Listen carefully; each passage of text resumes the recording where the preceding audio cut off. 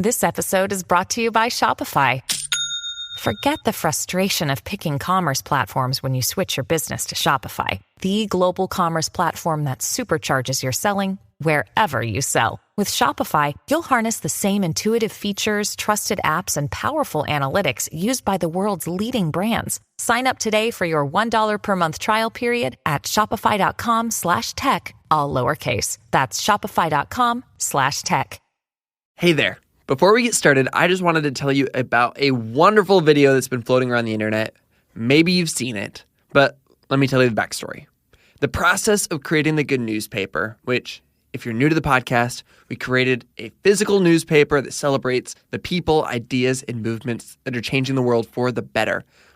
The process of creating the Good Newspaper has been a wild ride. One of the craziest things that's come from the entire process was that Samsung Mobile heard about our community, this community right here. They heard about what we've been up to, and they gave me a phone call. They said they were making a series of mini documentaries by Now This News about regular people doing extraordinary things, ignoring conventions, and breaking the rules. They wanted to tell my story and the Good Newspaper story, and it was an absolute no-brainer. I told them I was all in. And this resonated with me because I am just a 24-year-old guy with an idea. I've never made a newspaper before. In every single way, I am unqualified. But I knew that this idea might just be something that needs to be in the world. And I knew for certain that this was something that I needed to be in the world for me. And I wanted the Good Newspaper to be a way to tell stories of good without ignoring the injustices in the world. We wanted to dive deep into the dark parts of the world and find the light that was growing. Ultimately, we wanted to look for the helpers. We didn't know if it would succeed at all, but we had so many amazing people rally around the idea, and it felt amazing. The process behind the scenes has pushed me and my team in so many ways. It's been one of the hardest things I've ever done. And as we put the finishing touches on our first issue, which is already shipping around the world, I could not stop thinking about how it felt like we were doing the impossible. In a time where cynicism is easy and maybe even often celebrated, creating something hopeful and meaningful is a battle. But it's a battle I'm thankful to be a part of. This story, the behind the scenes of the very first time I visited our printing press, was all captured on Samsung mobile phones and turned into a beautiful mini documentary by the folks at Now This News. I hope you can check it out. You can find it at thrillist.com/passion-project. Again, that's thrillist.com/passion-project. All right, now back to the show.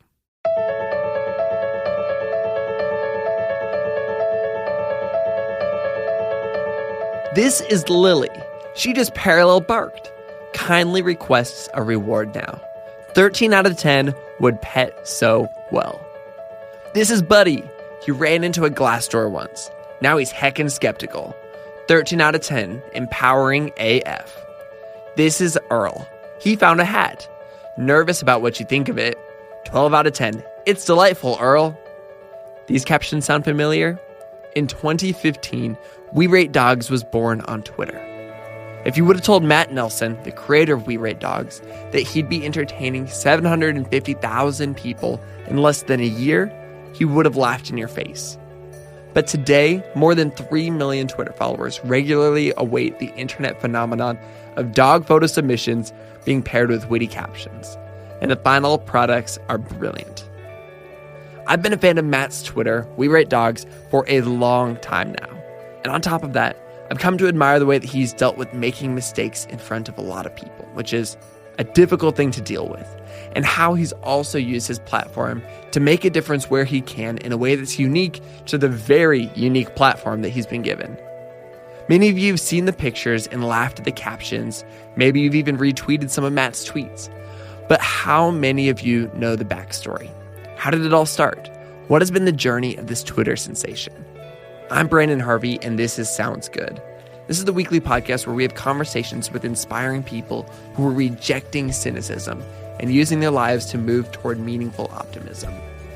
This week, I got the chance to talk with Matt about all of this. So let's just jump straight into the conversation.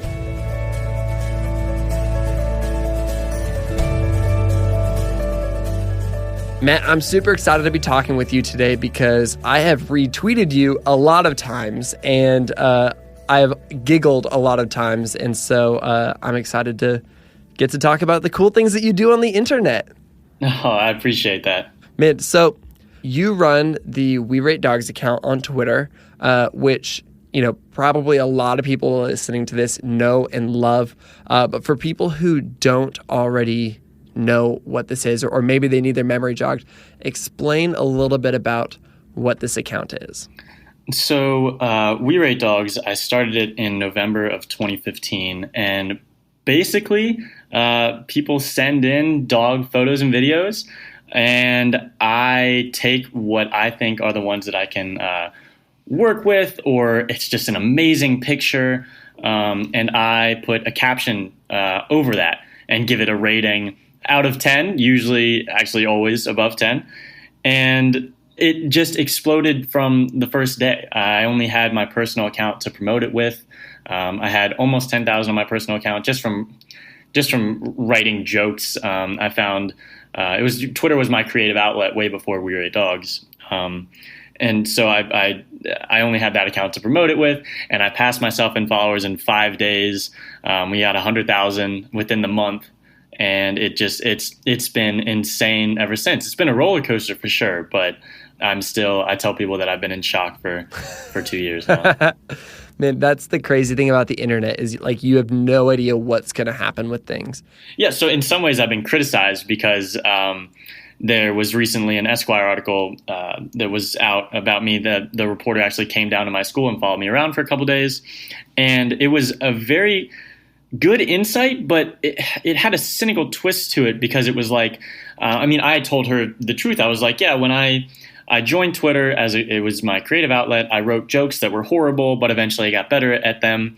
I fell in love with the challenge of making someone laugh in 140 characters.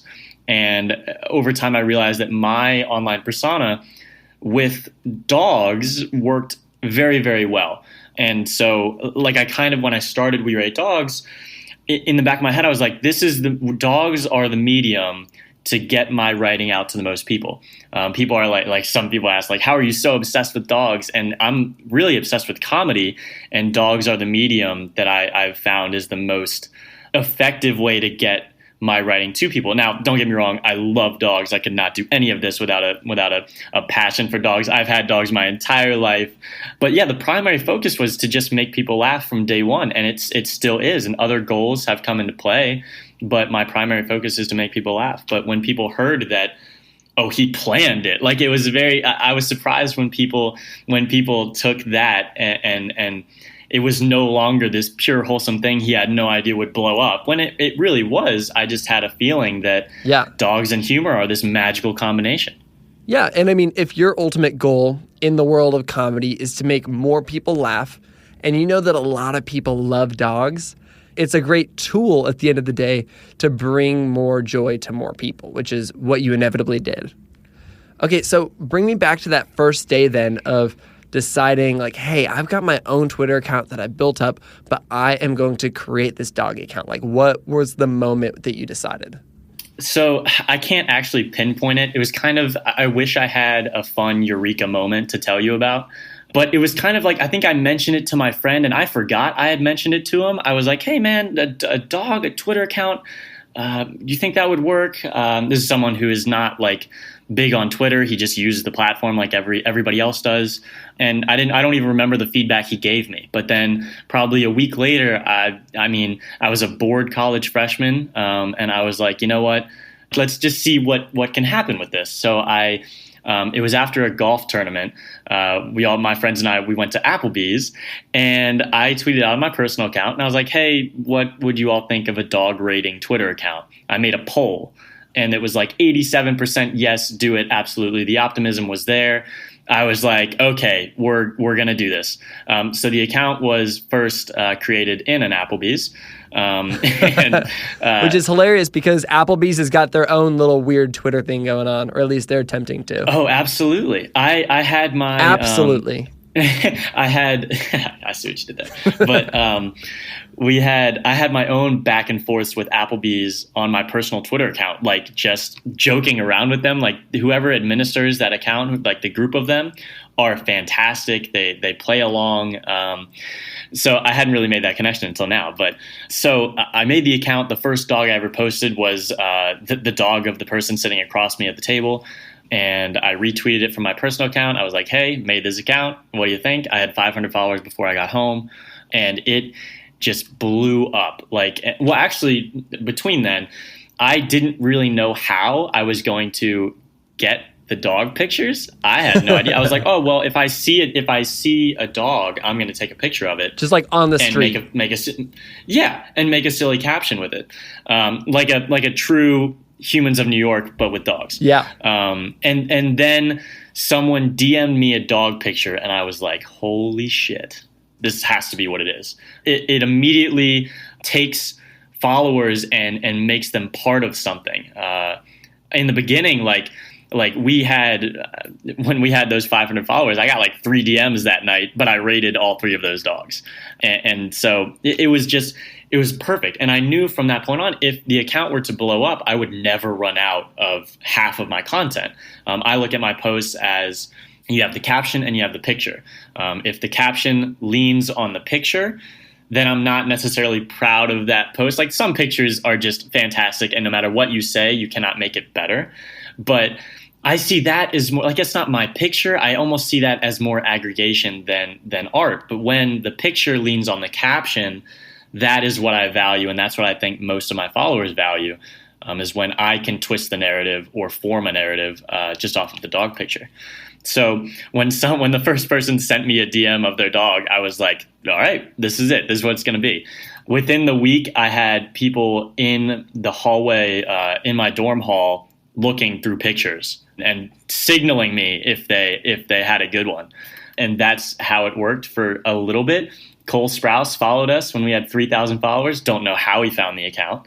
But as soon as, and he still hasn't replied to any of my DMs. But when he followed and when we started gaining traction, people on my personal account who had seen things come and go like this, they were like, get a domain name, start an Instagram, Tumblr, Facebook, get it all done now in case this keeps going.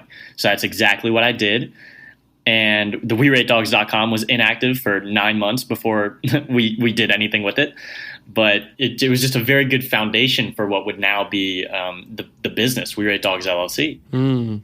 So this whole thing was blowing up, and obviously it's blowing up because, these are dogs and everybody loves dogs, and you've got this background of experience essentially writing comedy for Twitter, and you're applying it to this specific place.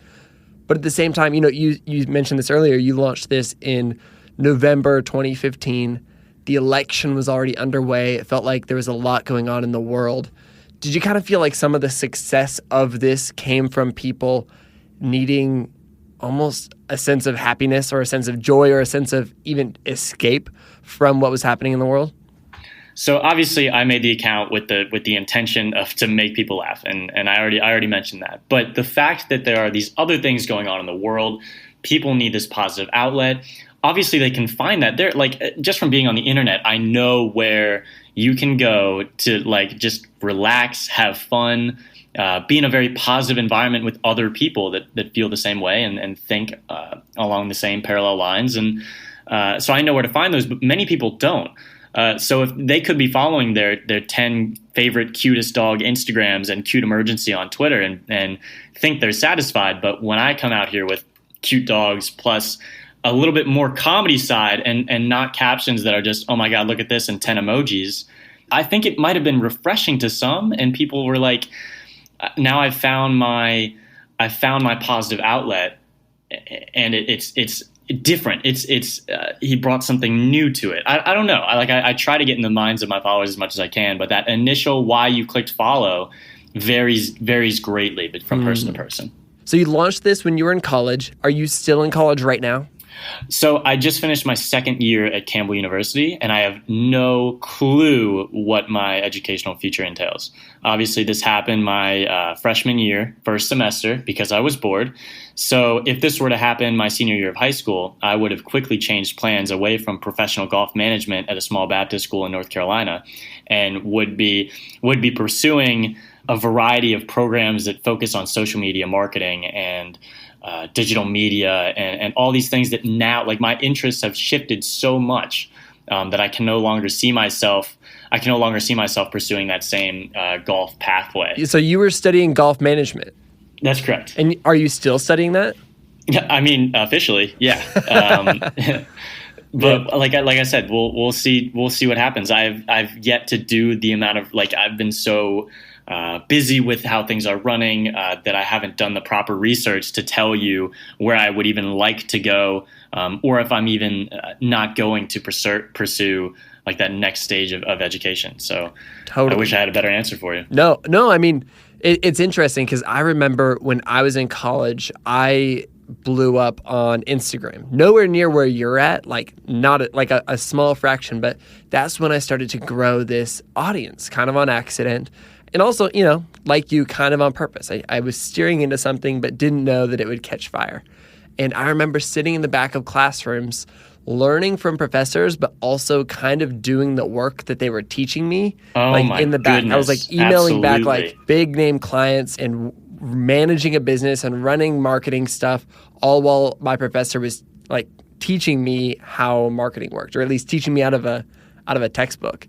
So it's a weird feeling being in the midst of something that you're passionate about, and then being like, well, I know school's important, but like not this part of it. Like, man, it's Exactly. Like my parents have instilled in me from day one how important education is. So it's very tough to consider throwing it out the window. But I'm sitting in classes. So I had a principles of marketing class. It was the only class that I looked forward to, that I didn't dread, because it was. And it wasn't even like the focus was on social media. The focus was on general marketing. But the few things that I could possibly draw lines to WeRateDogs from excited me. But at the same time, I could have, like, this is probably extremely arrogant, but I could have taught that class, and especially with this specific take on social media. Like, I could have sat up there and I mean, it's hard when they're printing a book that explains, here's like what's going on social media. But by the time you print a book on social media, it's out of date. Exactly. So I and again, to pursue a social media marketing major, I would part of me is scared, and obviously this is very arrogant, but I'm scared that I'm like, what is the value there if I'm living it? I'm on the cutting edge of social media marketing just by being. I've run this business for 2 years. I've learned more in that time than I could have ever learned in a classroom. So yeah, so it's just difficult. It's difficult to say this is where my educational pathway is headed, when I mean, like, now I've kind of narrowed down where my passions are and where my focus should be, but at the same time, it's like how valuable those last few years. Totally. And it's tricky too, I would imagine, because you've been on Twitter long enough to see the rise and fall of memes and the rise and fall of popular accounts and ideas.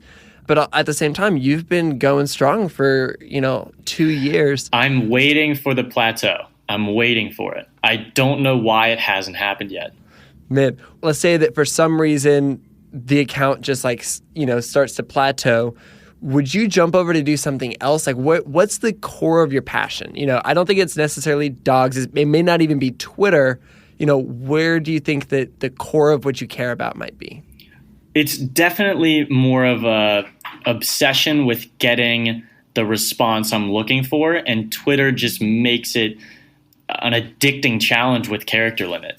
And so I don't know. That's a difficult question. Like, what if things start to plateau? I would definitely do whatever I could, because I'm so involved with the audience that I can tell when certain things I'm saying aren't registering the way they once did, or saying this isn't funny anymore. Using these terms are new and exciting. Keep doing them.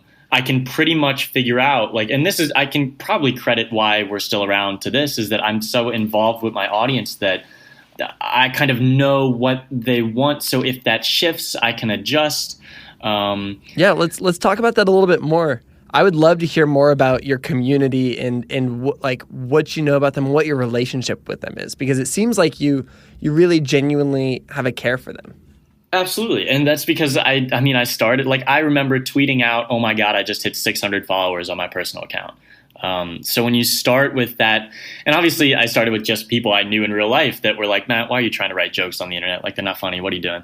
And like, if you go back to them, they're horrendous. They're not funny at all. Like, but over time I learned what worked, and I found, like, I met people that I'm still very good friends with to this day, some of which I've met in real life. And it's that genuine, like, I don't see my audience as numbers. Like I don't, like, that following number can keep going up, but it's like, I don't know. I see them as actual people on the other side of a computer. So, and if you understand that and truly try to engage and figure out what they want, then they're going to remain engaged as well.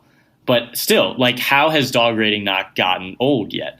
Well, I can look at the difference from my first tweet to my last tweet, and you can tell that creativity was drained throughout this time period. With a bigger following, I've had to limit the obscurity, limit the weird Twitter roots that I have, and go more formulaic. This is going to make the most people happy with that. Like, when it comes to offending people, like, I have to be very formulaic with how I word things and how I make these posts, because it's just, with a bigger audience, you can't please everyone, but obviously you're going to try to do your best. So if you look at those early tweets, like, they are ridiculous. Like, if you followed in the last 6 months and you look at my first 10 tweets, you're like, what? This is a different account. Obviously the core rating a dog caption over a picture thing is the same, but yeah, I've truly limited myself when it comes to, I rarely make jokes that are not about dogs, because my mind does not work that way anymore. What are some of the other downsides that come with Twitter fame? You know, like, what's that experience like? Well, so one thing that, I don't know if you're familiar with Johnny's son, but he's a fantastic guy. Johnny's a friend, and Johnny has already been on the podcast. Oh, yes. Okay. I saw that. I don't know why I didn't remember that. I saw that he'd been on. So right now, so I went to MIT to do part of his humor series and talk with him with an audience, and it was fantastic. But the one thing he tried to get across to me, and obviously that we agreed on, was that we need to transform how people see internet comedy. Like, this is a legitimate art form. If you remember 5 years ago, YouTube was like, that's not, you can't, your job is not YouTube. What are you talking about? But now it's like, no, careers are being made on YouTube. Like, we look forward to when that's accepted on Twitter as well. And obviously it's not, because the response to the Esquire article was horrendous for the most part. It was like, you're making money off of other people's dog pictures. Like, it did not get the response. Like, obviously all of that was honest. But it just, people took it in a way that I was disappointed to see. It's like, just that they don't understand it yet. Yeah, people saw success in this way on this platform and were turned off by it. And I see success in any success you have in any area as motivational. Like, I just don't think that way, to see someone's success and think like, well, he doesn't deserve that because it's in this format or whatever. So I'm not sure, but I'm waiting for the plateau, but hopefully I can adjust to prevent it. Yeah. So, you've recently been in a little bit of news for a little bit of controversy that you hit, which is a little bit of an understatement. But, it's kind of crazy because you've got this dog account. You ended up having news that wasn't just about dogs. And there's a headline that I just read that said, "Everyone is angry at WeRateDogs, the last good thing on the internet," which is in some ways like a really sweet headline. Because it's like, oh yeah, you are the last good thing on the internet.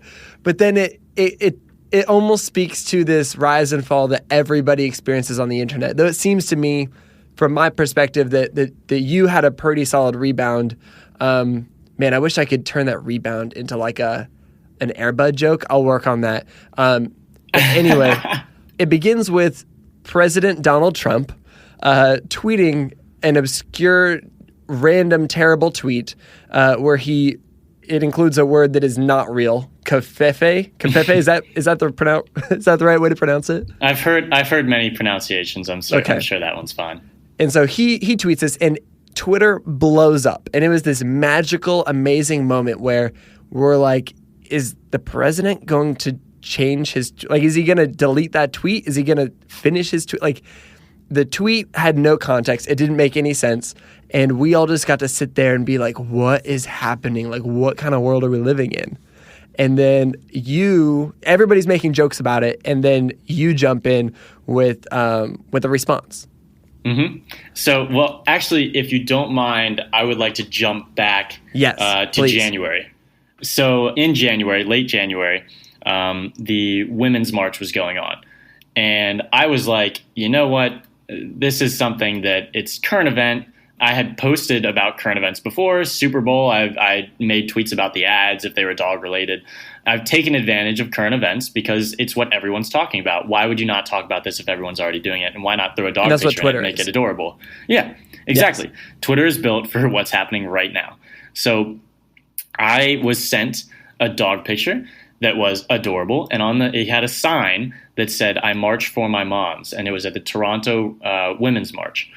So I was like, if I post this, there's going to be some controversy. There's going to be 5 people that hate me because whatever their personal beliefs are, they're going to hate me because I posted this. But I don't care. This is like in the back of my head, I'm like, this is not political. I'm just going to post this. People are going to love it because people are just going to love it. And I already got the sense that I had a pretty liberal following just because of previous interactions. And I just had that sense that I had a core fan base that was mostly liberal. So I posted this, and it is still my most liked post to this day. It's got over 140,000 favorites. It got 100,000 in 24 hours. And it was the support that the account got in that day was unbelievable. So it was our most unfollowed day before Planned Parenthood, which was like we lost like 800 followers, but we gained 37,000. That's ridiculous. So the support I saw for me basically saying, hey, look, a person runs the account and he's a decent person was very, very welcoming and refreshing. And it was good to know that I had support when I choose to make posts like that. However, someone commented, I don't want to be seeing this on my timeline. Apparently, like obviously everything that day was about the Women's March. So He was fed up with Women's March. It was the largest protest in history and no one was arrested. Like it is a current event if there's ever been a current event. Absolutely. So this person was like, I'm sick of seeing this, blah, blah, blah. And I said, you shouldn't be ignoring this. And someone said, blah, blah, blah, blah, blah, 100% unfollowed. And I said, I 100% don't give a shit. That was screenshotted and went viral just as much as the original post was going viral. So now I've compounded my account just launching into engagement central. And it was, again, the support was unbelievable. To see a dog avatar, first of all, if you get into an argument with a dog online, you've already lost. But just to see my avatar just bluntly destroy someone was just like the internet went crazy. So fast forward about a week and a half, I think, to the Muslim ban protests at airports. I was sent a picture of a dog that said, I wag for refugees. And I was like, well, I can see how this is more political than the Women's March post. But I support this. It's still a dog. I love the people that comment stick to dogs under a dog picture. But I was like, I'm going to make this post. It's consistent with what I've done in the past. The support I got on the last one was huge. I need to continue this trend of, and it's not like I'm going to speak out about the tax march or just really partisan issues that aren't human rights based. I thought I was just being a humanitarian with these posts. Yeah, really. This is definitely much more along the lines of human rights and not partisan politics. And obviously people will disagree with that, but it's definitely that way on the spectrum. Mm-hmm. So I made that post. I said that he understood his constitution, and it was again, the feedback was great, but I had a few people that were like, Bob, I don't want to see this. And I forget, I definitely also responded to someone in the same way that caused the screenshot and then the massive compound the virality of the situation. But again, great response. Didn't lose as many followers, gained just as many because people were kind of getting a feel for the account. They understood that this is now a thing. Like, you have to understand that there's a person behind this account who has views. And so, yeah. And then the next post was a woman who was returning from Iran, I believe, who was reunited with her dog at the airport. So I made a post about that with several pictures of them reuniting. It was adorable. And I called it the travel Branden, which people love that phrase. But again, it was met with the same things. A few people pissed off that please unfollow. You're not going to like what's coming if you're pissed off at a dog picture. Like, I just don't know. Like, you're not meant for the internet, maybe. So same response with that. And so now we can get, so this was not the first time. Yeah. You'd already stepped in and said, hey, here's a current event. Here's me taking a stand and here, getting into the world of controversy and kind of feeling fine coming out on the other side. Yeah, for me to ignore these situations would have been a bigger, first of all, I would have felt bad ignoring them, turning my head the other way. Totally. But to ignore them would have been a bigger statement than to not. Yeah, I mean, I think about like mainstream celebrities who didn't share anything about the presidential election or didn't share anything about, different tragedies around the world. And you're like, this is a part of like the global conversation. Exactly. Everything's political when, first of all, basic facts are being questioned. It's such a political environment. You can't avoid it. So how would you expect someone with an audience to ignore it? I'm impressed with people who do, but also like if you have an audience that you could be affecting people with, take advantage of that. Stand up for what you believe in. So. Yeah, I'll say, I don't know if I'll go as far as to say it's a responsibility, but I will say it's an opportunity. And if you don't take it, it's a missed opportunity. Yeah, and you can see with my account how it was an opportunity with the followers I gained, and that's obviously we've addressed it already. Like, that's not why I did it. I did it to be like, hey, there's a person here. Yeah. So the night of Covfefe, when the fog rolled in, and so you decide Covfefe's hot right now. I have a Twitter account. I explain your thought process and explain the tweet you dropped. I have a tweet on my personal account that was like, softly caress his keyboard. This is what we were born for, or something like that. When that happened, we were like on my personal account, every tweet was about it. The worst jokes were hilarious that night about this incident. So everyone with a creative bone in their body was stretching their fingers, getting ready to absolutely just write whatever they could about that single word. About Covfefe, just because it's so obscure. Exactly. So I put out a dog post, and I had done this in the past where I say this is blank name, in parentheses, pronounced very different name, just to throw back to weird Twitter obscurity days. Like that, I mean, that's funny sometimes. Like, okay, dog's name is John, but you pronounce it Steve. Like, it's a silly thing that I did in the past, but I thought I'd bring it back and say that the dog's name was pronounced Covfefe. And people loved it. It was very, very hot, and everyone was like, oh, even this account's jumping into the fun. Like, it was it remained very wholesome up to that point. Then the individual who runs our e-commerce store sent me a screenshot of a hat that said Covfefe AF on it. And I was like, no, we cannot do that. Like, come on, we can't take advantage of this that quickly. And he was like, yeah, we're going to do this. So after thinking about it for like probably 20 minutes, I was like, all right, fine, put it up on the store. And he's impressed with himself, and I congratulated him on my personal account because he did the full product upload and had everything ready to go in like 6 minutes. So then even in my caption where I put the link to the hat and a screenshot of the hat, I said, I'm so sorry, to imply that I understood how ridiculous and I have no shame this is to put out a hat based off our president's typo less than an hour after it happened. So that post did better than some of our dog tweets. Like, that post, people still loved it. Only a few comments were like, hey, like, how could you possibly take advantage of this? Like, blah, blah, blah, blah. But it was enough that I thought back and I was like, you know what? What better place for this money to go than something that opposes, or something that our current administration opposes, such as Planned Parenthood? So this is where I'm mad at myself, because it would have been so easy to donate that money to a rescue or to a dog-related thing that wouldn't stir up this controversy. But at the same time, it was the perfect thing if we forgot about dogs and are just doing this to spite Trump. So I announced that. And shortly after that, I was like, you know what? I don't care what people say about this. Like, this is what I believe. If we can donate X amount of money to Planned Parenthood, then I personally have succeeded. So then I went to sleep. And I woke up to the most mentions Dog Rates has ever received in a 12-hour period. So I was like, did I accidentally tweet something else last night? Like, what happened? What is going on? And I immediately saw every single mention, reply, comment to that was it was a barrage, or to me. So let me back up to put you in the mind of an artist that I'm sure you have as well.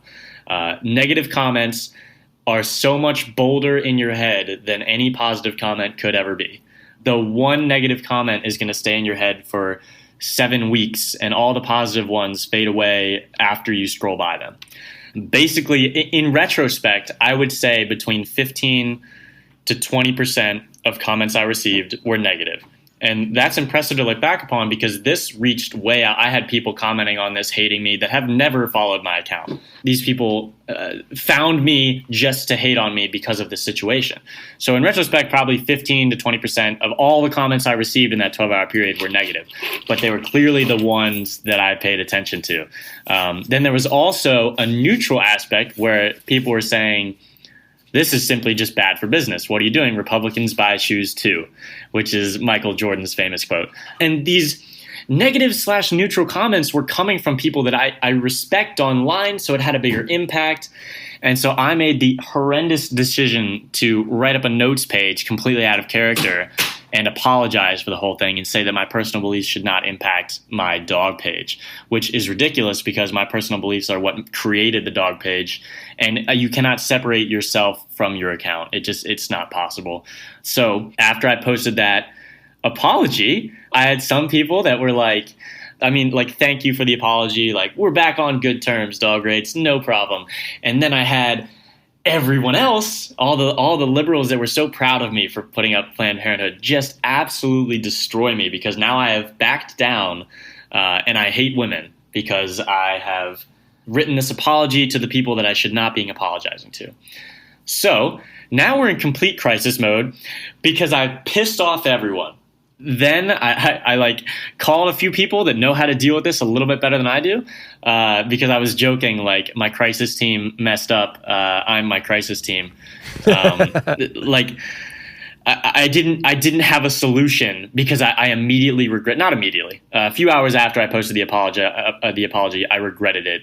And I was like, well, what can I do now? I can't take away the apology because that pisses off the same people I pissed off the first time. So I was instructed/figured out that I should leave up the apology, go back to rating dogs. It's the internet. This is gone soon. It'll blow over like everything does.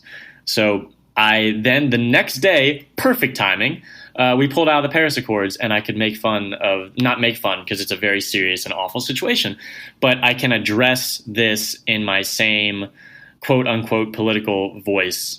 Again, just like the 3 previous posts, I can get back on track because Trump did something stupid.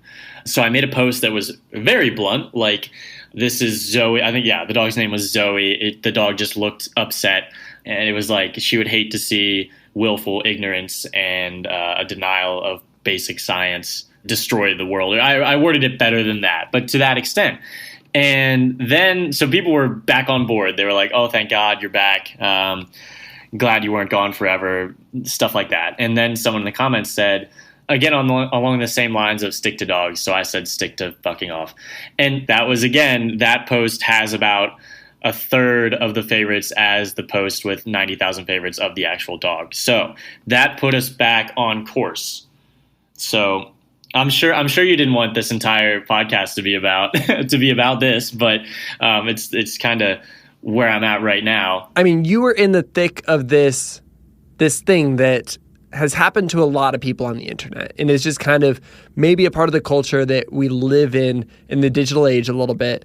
Tell me a little bit more about what you've learned about our natural instincts, what you've learned about. Oh, we love to hate.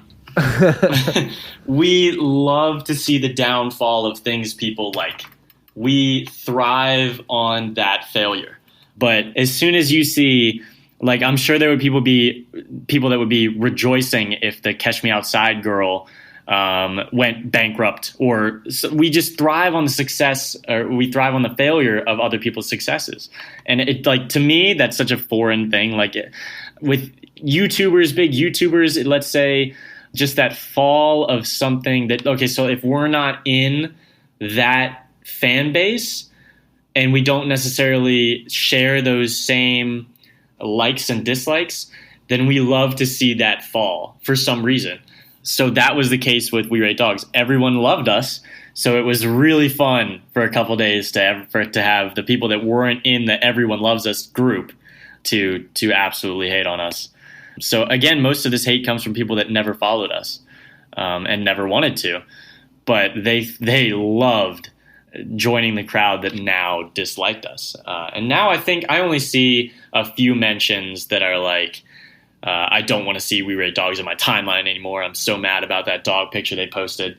It's so we've pretty much corrected that. And so do I wish that we weren't in a climate where I had to speak out on the atrocities of our current administration? Obviously. It's just, I don't know. It's just a difficult situation, and being silent is definitely not the answer. What kind of advice would you give to somebody else who finds themselves in a similar situation to how you found yourself? I don't know. The advice for anyone, obviously people have been in this milkshake duck situation where they do the complete circle of the internet where everyone loves you, then everyone hates you. But for advice on getting out of it, just, I don't know. It really isn't everyone hates you. Like those articles that were like, everyone hates WeRateDogs now. I saw many comments that were like, who's everyone? Like, we're good. Like, just to realize that all that hate, like we talked about, is, in retrospect, very small. But I mean, like with Pepsi and that commercial, everyone found a way to hate them.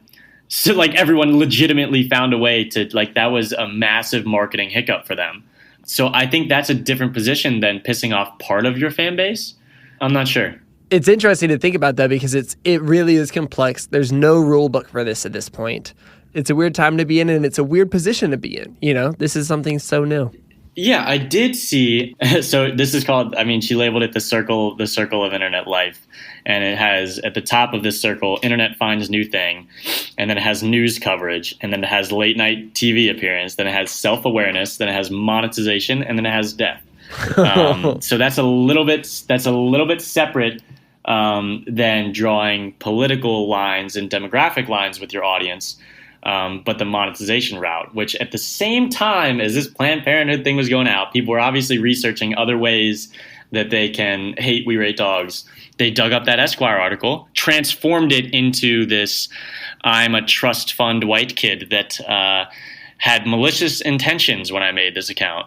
So, that's just another thing that if you dislike monetization, which brings us back to the legitimizing internet humor, then obviously you're going to have a problem with me making money off this. If you dislike the success on this platform in this way, you're not going to like seeing this article about me having some sort of financial success on this.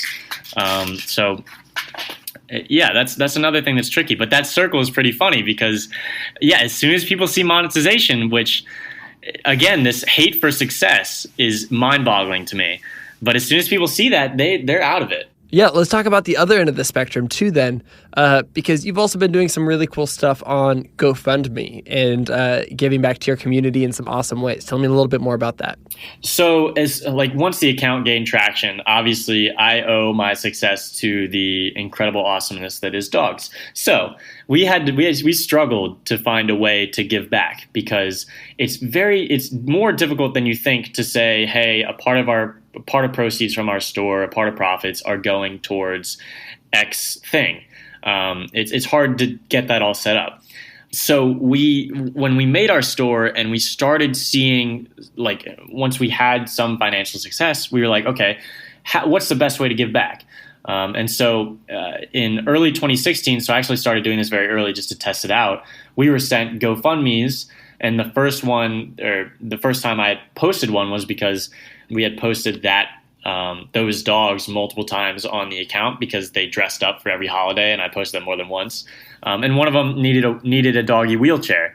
And so I was like, hey, let's post this. It'll be the first one. Let's see if we can raise this money. We ended up raising the $700 in a few hours, and I recognized my influence immediately. My audience is not, well, I like to think, and I kind of know that my audience is not just an audience full of people wanting to look at cute dogs. They are actual, like, they love dogs. They have dogs. They understand the relationship between human and canine. So much so that they would hate to see if there's any parallels to their own dogs in these GoFundMe stories. It's very people take action when they see them, even if it is donating a couple dollars or retweeting the post. So I immediately recognized the power of me posting these GoFundMes.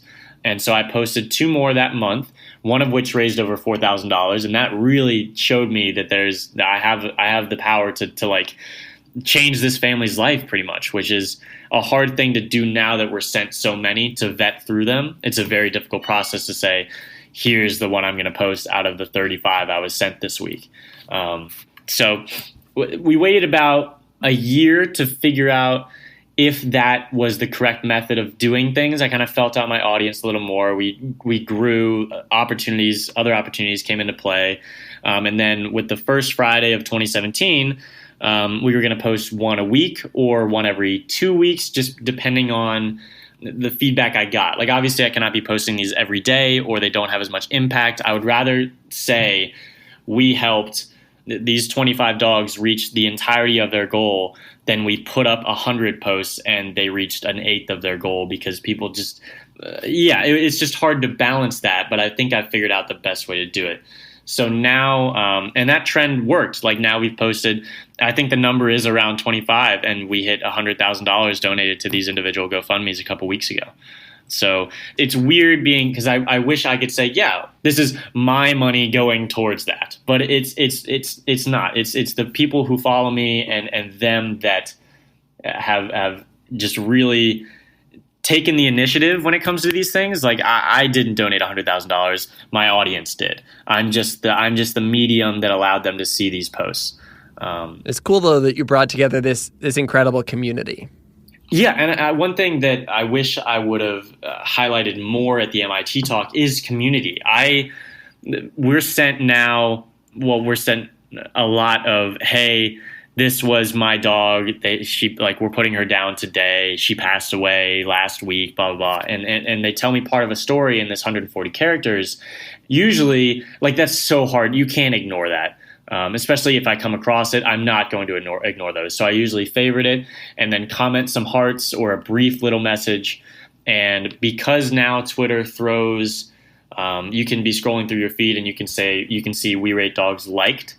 You can see those posts as well without me retweeting it. I actually saw someone that was complaining. They were like, why is WeRateDogs posting all these sad dog stories? Like, I don't want to see that. And I was like, I'm just liking them. I'm not even making them public on purpose. I'm just liking them. And the only person I care that sees that I responded to them is the person who initially commented or mentioned me. But because now, like, as soon as I respond to these, I'm like, okay, I'm going to come back in an hour and see how much support this random internet person has for their dog. And it'll be anywhere between 40 and 1,000 comments under that post. And it'll have 2,000 likes, just an outpour of love in the comments section for that random person. And that's really cool to see, because that's the definition of community, to have a random. And to feel a part of that has to be, I mean, to be the curator of it is a little bit, obviously a different perspective, but to feel a part of that must be pretty cool. So I'm not intentionally highlighting these very sad stories, but when they reach my audience, in this case, an obscure way, the outpour of support is very, very cool to watch. And obviously it's more, you can see it. It's a little bit different to see that in a monetary form with the GoFundMes, but to just see people commenting and favoriting is massive. And that's the definition of community right there. And we actually, one story that I remember when I'm talking about this is there was a dog that was going into surgery, like they didn't have a GoFundMe. They could financially support the surgery, but he tweeted out a picture of the dog and he was like, everyone tell this dog good luck, like he's going into surgery in the morning. And all of my following somehow saw it. It reached so many people. There had to be close to 5,000 comments or mentions of that situation without me directly spreading it. And then 2 days later, I had actually kept up with the gentleman who posted it just to get consistent updates because so many people were concerned while the dog was in surgery, and the dog did end up passing away. But for those last 48 hours, that dog had 10,000, 20,000 people watching that account's every move, like being a part of that. And even though it had a sad ending, like that is community defined. So it's hard. Like I can't take credit for that. Yeah, but it's beautiful, and I love the fact that you've brought this community together, and I love the fact that you're being so intentional about all of this that you're doing. So thank you for that. No, I appreciate it, and it's just like I said, I've been in shock for 2 years. So whatever, I mean, anything. The one thing I've learned is that the internet can pretty much throw anything at you and give you a lot of opportunities. You can make something out of nothing. So to be able to do that on such a scale is an honor pretty much. Like I can say that I planned this. You can credit the growth of the account somewhat to me, but at the end of the day, like luck is involved in these things. And I struck a gold mine with this idea. And now that I have an audience to share a lot with, it's an honor. So hopefully, like I said, I can continue to do that and figure out what people like, so I can continue entertaining in this way and continue supporting these random GoFundMes that turn into much more than random GoFundMes to the people who partake in donating and truly feeling a part of something. Man, well, that's great. I want to end this episode on a very selfish note. I'm going to send you a picture of my dog, if you don't mind. I would love a rating. Just, I got to get an unbiased perspective on a rating for my dog. Thank you for the multiple images. Oh, you're welcome. I thought that it was important that you got a full spectrum of experience. You can pick whichever one you want to rate. That's what people. That's the mistake people have, is they send the same one for 2 years, and I'm like, just send me as many as you have. I'll figure out what to post. I'm kind of scrolling through them here. The first one's great because he looks so happy. Her name is Pop-Tart. Oh my God, that's a fantastic name. Okay, so occasionally, early on, I would do a lot of name changing and the occasional gender change to fit the narrative I wanted with the caption. Yep. But I would definitely not change Pop-Tart. Pop-Tart Thank is you. fantastic. Wow, that means a lot. For the sake of good radio, why don't you describe what you're seeing as well? Okay, so the third picture, she kind of looks like a bunny. The ears are very bunny-like, and the facial expression is great. So on the fourth one, he's clearly doing work that you should be doing, it looks like. She's responding to your emails. Which is very kind of her. Exactly. Now, the fifth and sixth ones, where she's with a donut, obviously Pop-Tart is very laid back with this one. She just got that donut, but I think I would go with the third one, and I would say that to please not send any more really excited bunnies. We only rate dogs. Bad. But yeah, Pop-Tart is no. I haven't done the rating yet. Oh, good. Okay, keep it going. Pop-Tart is a now official 13 out of 10. So. Wow, 13 out of 10? Man. But yeah, Pop-Tart is an official 13 out of 10. Wow. Well, Matt, on behalf of both Pop-Tart and I am so thankful that you came on the show today. Thank you for sharing your story. Thank you for rating dogs and filling the internet with joy. No, I appreciate it so much. Thank you for the opportunity.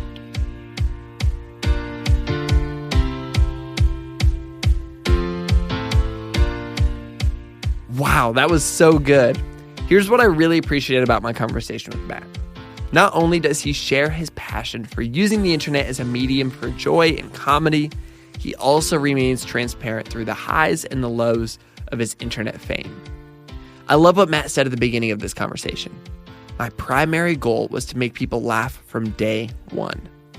We need more people like him that use their creative outlets to fill the world with just a little bit more joy, even if it's through a funny dog caption. You honestly probably already follow WeRateDogs on social media, but if you're one of the few who don't, you can find all of Matt's incredibly creative work on Twitter and Instagram. If you're new to Sounds Good, maybe this is your very first time listening, welcome. We would love for you to stick around. If you liked this conversation and maybe you're interested in hearing our conversations with other internet creators, you'd also love my conversation with Brad Montague, the creator of Kid President. And you'd also love the episode we recorded with Twitter sensation Johnny Sun. You can find these episodes and a whole bunch more wherever you listen to podcasts. This podcast is created by me, Branden Harvey, as a part of Good, Good, Good, a community that believes in the power of celebrating good news and becoming good news. There are more hopeful stories on social media that you can find by following us everywhere at GoodGoodGoodCo. We also create a beautiful quarterly newspaper that celebrates the people, ideas, and movements that are bringing more hope into the world. Yes, it is a real newspaper, and you can order it today. Check it out and see what else we do at GoodGoodGood at goodgoodgood.co. Goodness gracious, that is a mouthful. Check it out. And on that note, that is a wrap for this week's episode. Go out and do some good this week, and we'll be back next week with another incredible conversation with an inspiring person. Sound good?